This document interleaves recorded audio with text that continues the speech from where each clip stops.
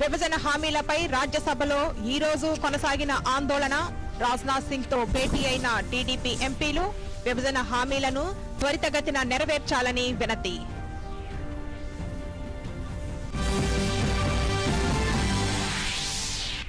అభివృద్ధి ఫలాలు అట్టడుగు వర్గాల వారికి చేరాలన్నదే మోదీ ప్రభుత్వ లక్ష్యమన్న అమిత్ షా. కేంద్రం సాహసోపేత నిర్ణయాలు తీసుకుంటున్నదని రాజ్యసభలో వెల్లడి.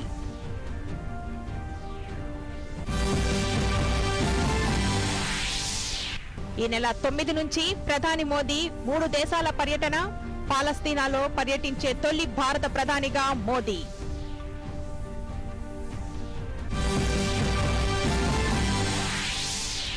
పోలవరంతో సహా ప్రాధాన్యతా ప్రాజెక్టులపై ముఖ్యమంత్రి చంద్రబాబు సమీక్ష. నిర్మాణ పనులను వేగవంతం చేయాలని అధికారులకు ఆదేశం.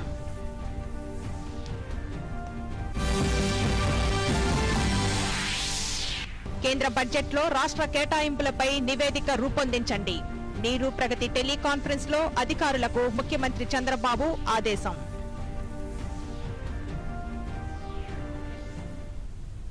ఇక వార్తల్లోని వివరాలు. రాష్ట్ర విభజన చట్టంలోని హామీలను త్వరితగతిన నెరవేర్చాలని రాష్ట్ర ప్రభుత్వం మరోమారు కేంద్రానికి విజ్ఞప్తి చేసింది. కొత్త ఢిల్లీలో కేంద్ర మంత్రులు సుజనా చౌదరి, అశోక్ గజపతిరాజు నేతృత్వంలో తెలుగుదేశం పార్టీ పార్లమెంటు సభ్యులు కేంద్ర హోంమంత్రి రాజ్నాథ్ సింగ్ తో సమావేశమై ఈ మేరకు విజ్ఞప్తి చేశారు. విభజన చట్టంలో పేర్కొని అమలు కాని హామీలను వెంటనే నెరవేర్చాలని వారు కోరారు.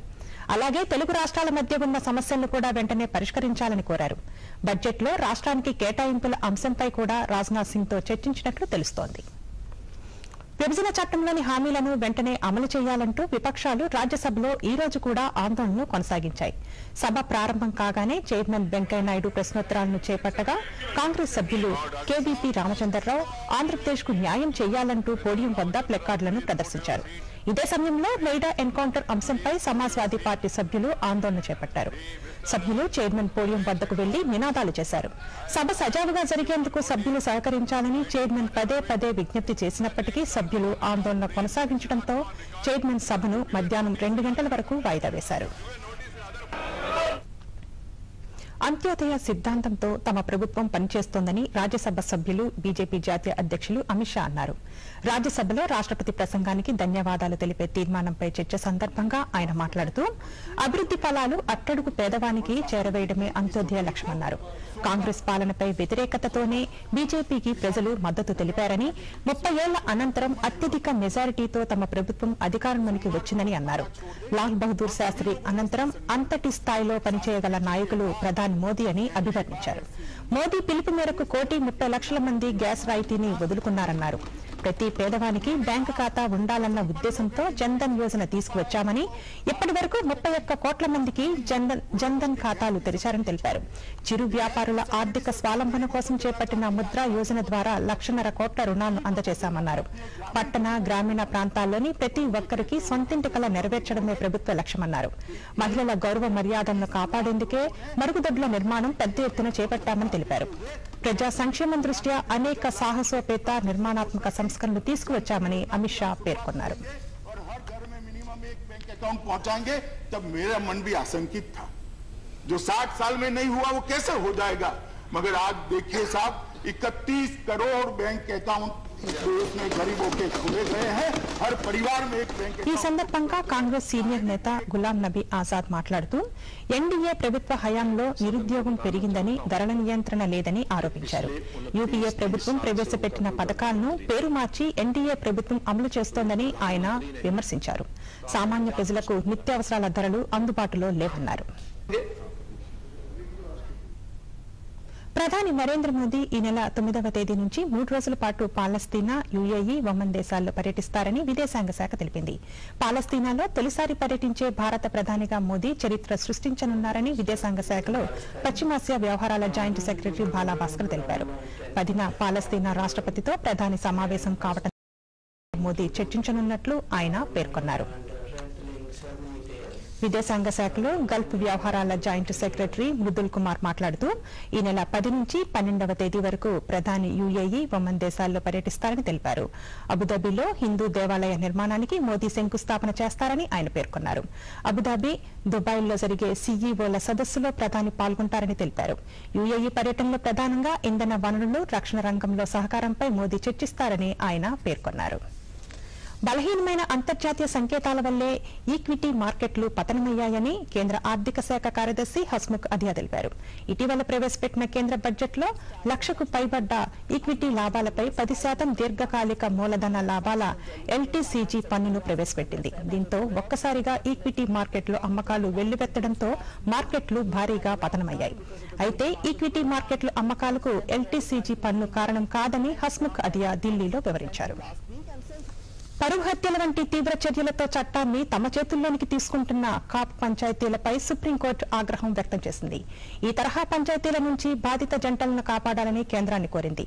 కాప్ పంచాయతీల పేరిట జరుగుతున్న పరువు హత్యలపై నిషేధం విధించాలని ఓ స్వచ్ఛంద సంస్థ దాఖలు చేసిన పిటిషన్ను సుప్రీంకోర్టు ఈ రోజు విచారించింది. 2 మేజర్లు వివాహం చేసుకుంటే 3వ వ్యక్తి జోక్యం చేసుకునే హక్కు లేదని సుప్రీంకోర్టు ప్రధాన న్యాయమూర్తి జస్టిస్ దీపక్ మిశ్రా స్పష్టం చేశారు. వివాహం, ప్రేమ వంటి వివాదాల పరిష్కారానికి కోర్టులు, చట్టాలు ఉన్నాయని, కాపు పంచాయతీలు తమకు తాము వీటిపై నిర్ణయాలు తీసుకోలేవని సర్వోన్నత న్యాయస్థానం స్పష్టం చేసింది. పోలవరంతో సహా రాష్ట్రంలోని పలు ప్రాధాన్యత ప్రాజెక్టుల పురోగతిని ముఖ్యమంత్రి చంద్రబాబు నాయుడు ఈ రోజు సమీక్షించారు.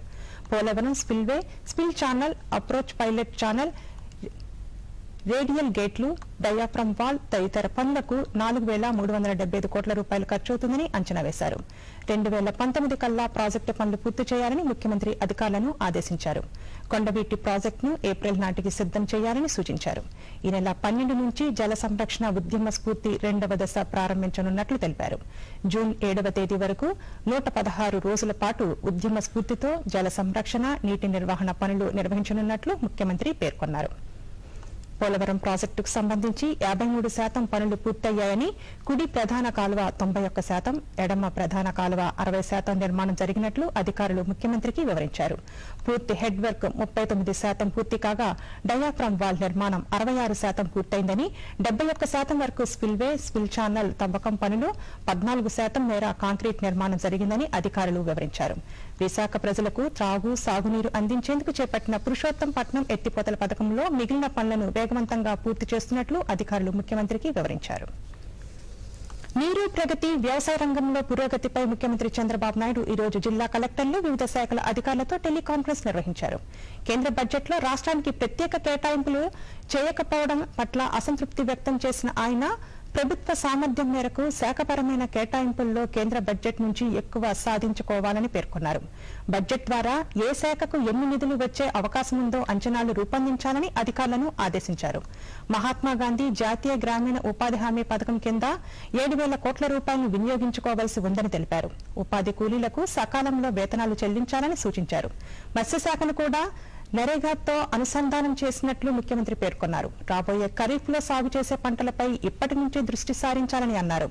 ఈ బడ్జెట్లో క్షీర, నీలి విప్లవానికి 10,000 కోట్ల రూపాయలు కేటాయించినట్లు ముఖ్యమంత్రి తెలిపారు. పశుగ్రాసం కొరతను అధిగమించేలా అన్ని జిల్లాలు సాగుపై దృష్టి సారించాలని, వేసవిలో పశుగ్రాసం కొరత లేకుండా చూడాలని పేర్కొన్నారు. రాష్ట్రంలో ఇళ్ల నిర్మాణాలను త్వరితగతిన పూర్తి చేయాలని, పోషకాహార లోపంపై గ్రామాల వారీగా ప్రజలను చైతన్యం పరచాలని ముఖ్యమంత్రి అధికారులను ఆదేశించారు. వైఎస్ఆర్సీపీ అధ్యక్షుడు జగన్ ప్రతిపక్ష నేతగా తన బాధ్యతను మరిచి పాదయాత్ర చేపట్టారని రాష్ట్ర సమాచార, పౌర సంబంధాల శాఖ మంత్రి కాల్వ శ్రీనివాసులు ఆరోపించారు. సచివాలయంలో ఈ రోజు ఆయన మీడియాతో మాట్లాడుతూ రాష్ట్రానికి న్యాయం జరిగేలా పార్లమెంట్లో చర్చించేందుకు వైసీపీ ముందుకు రావాలని సూచించారు. ఆంధ్రప్రదేశ్ రాష్ట్ర హితం కోసం, భవిష్యత్తు కోసం నిరంతరం పనిచేయాలి, అవసరమైతే మిత్రుల మీదైనా పోరాటం చేయాలని నిర్మోహమాటంగా మేము ముందుకొచ్చి వ్యవహరిస్తా ఉంటే, ప్రజల తరఫున పోరాటం చేయాల్సిన ప్రతిపక్ష నాయకుడు, ఆంధ్రప్రదేశ్ రాష్ట్ర ప్రజల ప్రయోజనాల గురించి మాట్లాడాల్సిన ప్రతిపక్ష నాయకుడు ఏ రకంగా దొంగచాటు వ్యవహారాలు నడుపుతున్నాడో మనం గమనిస్తా ఉన్నాం. 79 రోజుల పాదయాత్రలో జగన్మోహన్ రెడ్డి ఎప్పుడైనా ఆంధ్రప్రదేశ్ రాష్ట్ర అభివృద్ధి గురించి కానీ ఈ ఆంధ్రప్రదేశ్ రాష్ట్ర ప్రగతి కోసం తాను ఏ విధంగా పనిచేస్తానో కానీ ఎక్కడ చెప్పిన సందర్భం లేదు. ఒకవైపు నిజాలు చెప్పలేని నిస్సహాయత అందామా, అసమర్థత అందామా, కేసుల నుంచి బయటపడే ఆలోచన అందామా, కారణం ఏదైనా అన్యాయాన్ని ప్రశ్నించలేదు ఒకవైపు. మరోవైపు తెలుగుదేశం ప్రభుత్వాన్ని, చంద్రబాబు నాయుడు గారిని విమర్శిస్తా ఉన్నారు. అసలు నిజాలు చెప్పే ధైర్యమే లేనప్పుడు నీకు ప్రశ్నించే హక్కు ఎక్కడిదని మేము అడుగుతా ఉన్నాం. ఆచార్య ఎన్జీ రంగా వ్యవసాయ విశ్వవిద్యాలయం పాలక మండలి సభ్యులుగా బొబ్బిలి చిరంజీవులు, డాక్టర్ డిఎస్ కోటేశ్వరరావును నియమిస్తూ రాష్ట్ర ప్రభుత్వం ఉత్తర్వులను జారీ చేసింది. ఛాన్సలర్ హోదాలో గవర్నర్ వీరిరువురిని నామినేట్ చేసినట్లు ప్రభుత్వ ఉత్తర్వులో పేర్కొన్నారు. బొబ్బిలి చిరంజీవులు పార్వతీపురం నియోజకవర్గ శాసనసభ్యులు కాగా, డాక్టర్ డిఎస్ కోటేశ్వరరావు ప్రొఫెసర్గా ఎన్జీ రంగా వ్యవసాయ విశ్వవిద్యాలయంలో పనిచేసి పదవీ విరమణ చేశారు. వ్యవసాయ శాస్త్రవేత్తల కోటాలో కోటేశ్వరరావును గవర్నర్ నామినేట్ చేశారు.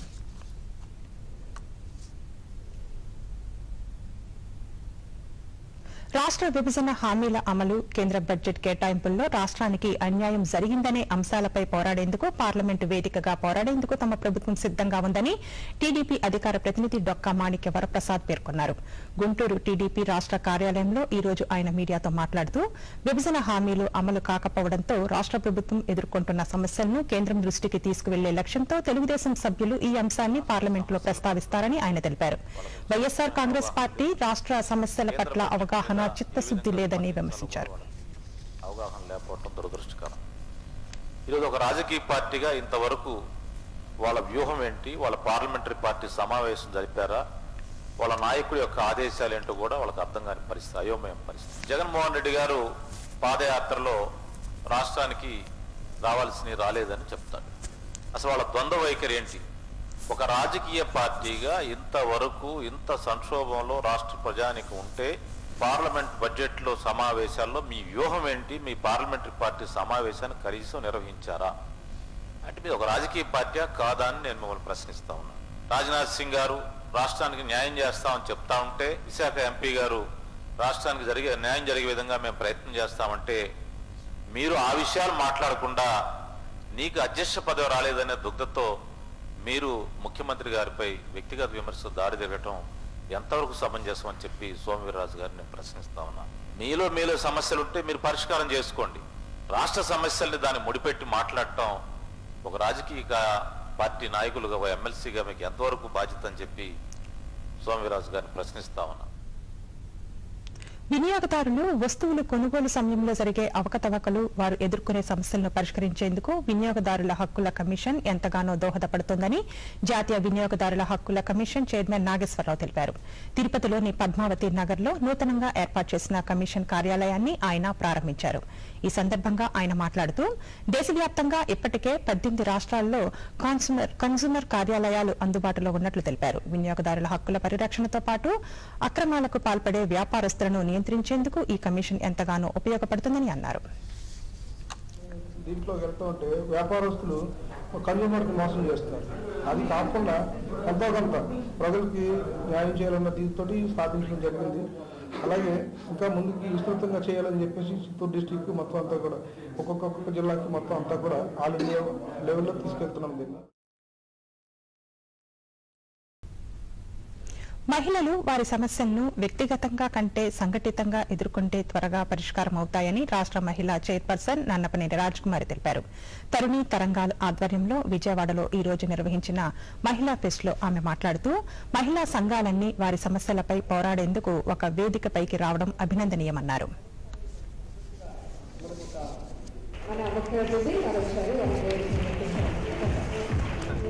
మనం ఎందుకు గర్వపడుతున్నాం? ఐపీఎస్లు, ఐఏఎస్లు, కలెక్టర్లు అమ్మ కంటుంది, తాను కూడా పోతుంది ఒక్కోసారి. నాన్నకల్లా ఆకలేసి పుట్టగానే ఉందా అని వేస్తే తన రక్తాన్ని పాలగా మార్చి ఓపికలంతా కూడా తెచ్చుకుని బిడ్డలు లేకపోతే నేను పెరుగుతుంది, బిడ్డకు పాలు లేవో, పాలు రావో, పాలు పడవేవో, బిడ్డ కోసం తినాలి. అనుకుని అమ్మ ఆహారాన్ని మనకు ఆహారంగా మార్చి పాలిస్తుంది, పోషిస్తుంది. కాబట్టి నాన్న కన్నా అమ్మ గొప్పది. అమ్మ నాన్న ఇక్కడ గొప్పగా అనుకున్నాం, కానీ ఒకవేళ ఆలోచించాల్సి వస్తే అమ్మ గొప్పది.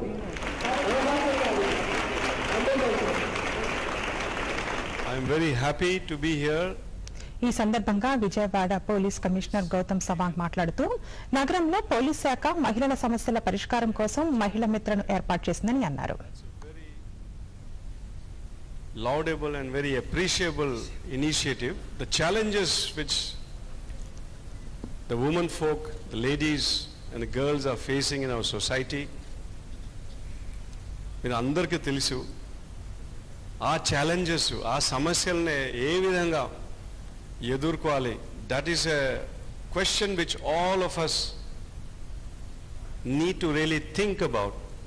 మనమే ఆలోచన చేసుకొని మనమే ముందుకు వచ్చి ఈ సమస్యలను ఎట్లా ఎదుర్కోవాలి, మనం అంటే ప్రత్యేకంగా మహిళలే ముందుకు రావాలి. సమాజాభివృద్ధిలో సైన్స్ కీలక పాత్ర పోషిస్తోందని రాష్ట్రపతి రామ్నాథ్ కోవింద్ అన్నారు.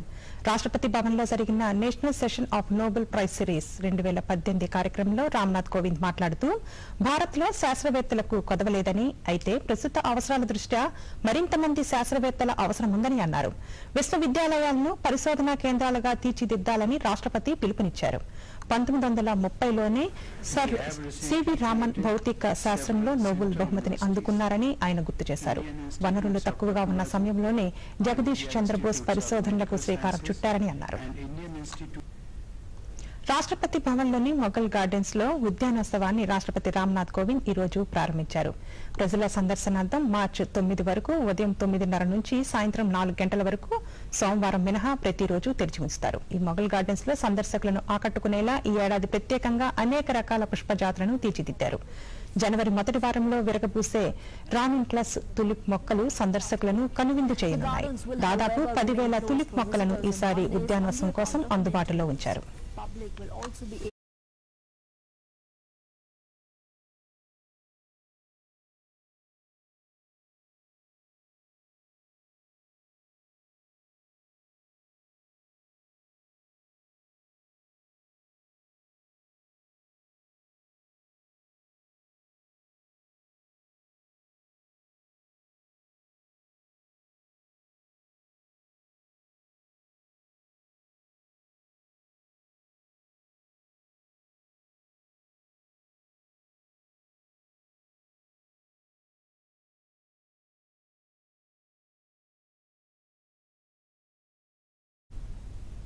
ప్రభుత్వ పాలనలో పారదర్శకత కోసం మరిన్ని సంస్కరణలు రావాల్సిన అవసరం ఉందని ఆర్థిక శాఖ మంత్రి అరుణ్ జైట్లీ అన్నారు. ఈ రోజు ఢిల్లీలో జరిగిన దక్షిణాసియా ప్రాంతీయ సేకరణ సదస్సులో ఆయన మాట్లాడుతూ ప్రభుత్వ కార్యకలాపాల్లో అవినీతిని నిర్మూలించాల్సిన అవసరం ఉందని అన్నారు. ఈ నెల 18న జరిగే త్రిపుర శాసనసభ ఎన్నికలకు ప్రచారం ఊపందుకుంది. కేంద్ర మంత్రులు రాజ్నాథ్ సింగ్, స్మృతి ఇరానీ పలు ప్రాంతాల్లో జరిగిన బీజేపీ ఎన్నికల ప్రచార సభల్లో పాల్గొన్నారు. బన్వాలీలో జరిగిన ఎన్నికల ప్రచారంలో కేంద్ర హోంశాఖ మంత్రి రాజ్నాథ్ సింగ్ కేంద్ర ప్రభుత్వం ప్రవేశపెడుతున్న అభివృద్ది సంక్షేమ కార్యక్రమాలను ప్రజలకు వివరించారు. గత 25 ఏళ్లలో అవినీతి కుంభకోణాలలో త్రిపురను వామపక్షాలు అస్తవ్యస్తం చేశాయని ఆరోపించారు. ప్రజలు అభివృద్దిని కోరుకుంటున్నారని, అది భారతీయ జనతా పార్టీతోనే సాధ్యమవుతుందని రాజ్నాథ్ సింగ్ పేర్కొన్నారు. దేశీయ మార్కెట్లపై బడ్జెట్ ప్రభావం కొనసాగుతోంది. బడ్జెట్లో ప్రతిపాదించిన దీర్ఘకాల మూలధన లాభాల పన్ను ప్రభావంతో పాటు అంతర్జాతీయ మార్కెట్ల ప్రభావం, రేపటి నుంచి జరగబోయే రిజర్వ్ బ్యాంక్ ఆఫ్ ఇండియా పరపతి విధాన సమీక్షతో స్టాక్ మార్కెట్లు సోమవారం కూడా నష్టాలను చవిచూశాయి. సెన్సెక్స్ 300 పాయింట్లు కోల్పోయి 35,000 దిగువగా పడిపోగా నిఫ్టీ నష్టాలను చవిచూసింది. మార్కెట్ ముగిసే సమయానికి సెన్సెక్స్ 309 పాయింట్ల నష్టంతో 34,757 పాయింట్ల వద్ద స్థిరపడింది. నిఫ్టీ 2 రోజుల్లో 94 పాయింట్లు కోల్పోయి 10,666 పాయింట్ల వద్ద ముగిసింది. వార్తలు ముగించే ముందు ముఖ్యాంశాలు మరోసారి. విభజన హామీలపై రాజ్యసభలో ఈ రోజు కొనసాగిన ఆందోళన, రాజ్నాథ్ సింగ్ తో భేటీ అయిన టీడీపీ ఎంపీలు విభజన హామీలను త్వరితగతిన నెరవేర్చాలని వినతి.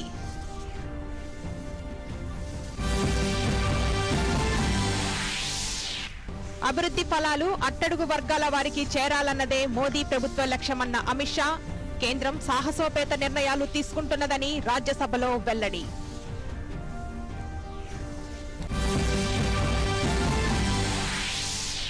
ఈ నెల 9 నుంచి ప్రధాని మోదీ 3 దేశాల పర్యటన. పాలస్తీనాలో పర్యటించే తొలి భారత ప్రధానిగా మోదీ.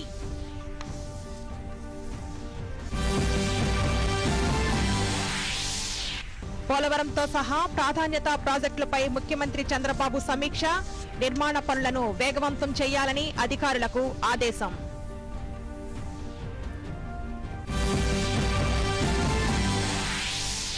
కేంద్ర బడ్జెట్లో రాష్ట్ర కేటాయింపులపై నివేదిక రూపొందించండి. నీరు ప్రగతి టెలికాన్ఫరెన్స్ లో అధికారులకు ముఖ్యమంత్రి చంద్రబాబు ఆదేశం. ఈ వార్తలు ఇంతటితో సమాప్తం. నమస్కారం.